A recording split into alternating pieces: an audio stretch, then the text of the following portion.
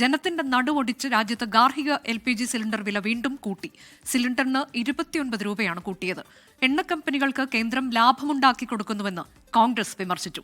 പാചകവാതകത്തിന് ലോകത്തെ ഏറ്റവും വിലക്കുറവ് ഇന്ത്യയിലെന്നാണ് കേന്ദ്ര സർക്കാരിന്റെ ന്യായീകരണം. അടിക്കടിയുള്ള പെട്രോൾ ഡീസൽ വാണിജ്യ സിലിണ്ടർ വില വർധനവിന് പിന്നാലെ ഗാർഹിക സിലിണ്ടറിന്റെ വിലയും കൂട്ടുകയാണ്.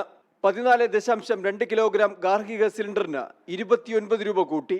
ഇതോടെ കേരളത്തിൽ 14.2 കിലോ സിലിണ്ടറിന്റെ വില 951 രൂപ കടന്നു. 3 മാസത്തിനിടയിൽ ഇത് രണ്ടാം തവണയാണ് ഗാർഹിക സിലിണ്ടറിന്റെ വില കൂട്ടിയത്.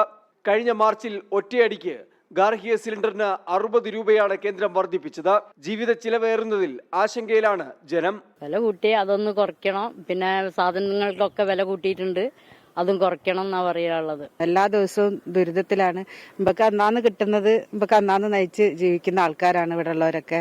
അപ്പം ഇമ്പക്ക് ആ വില വർധനയ്ക്ക് എന്തെങ്കിലും പ്രതിവിധി എന്തെങ്കിലും ഉണ്ടാവണം. മറ്റു രാജ്യങ്ങളെ അപേക്ഷിച്ച് തുച്ഛമായ വിലയിൽ LPG സിലിണ്ടർ ലഭിക്കുന്നത് ഇന്ത്യയിലെന്നാണ് കേന്ദ്രത്തിന്റെ ന്യായീകരണം.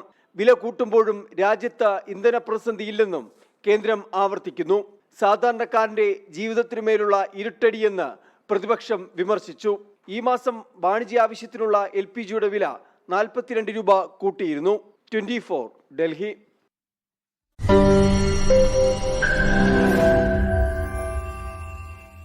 ലോകത്തെവിടെയായാലും ഏത് സമയത്തും 24 വാർത്തകളും ഓഗ്മെന്റഡ് റിയാലിറ്റി പാക്കേജുകളും എക്സ്പ്ലെയിനറുകളും വിശദമായി കാണാൻ ഞങ്ങളുടെ YouTube ചാനൽ നിങ്ങൾക്ക് സബ്സ്ക്രൈബ് ചെയ്യാം.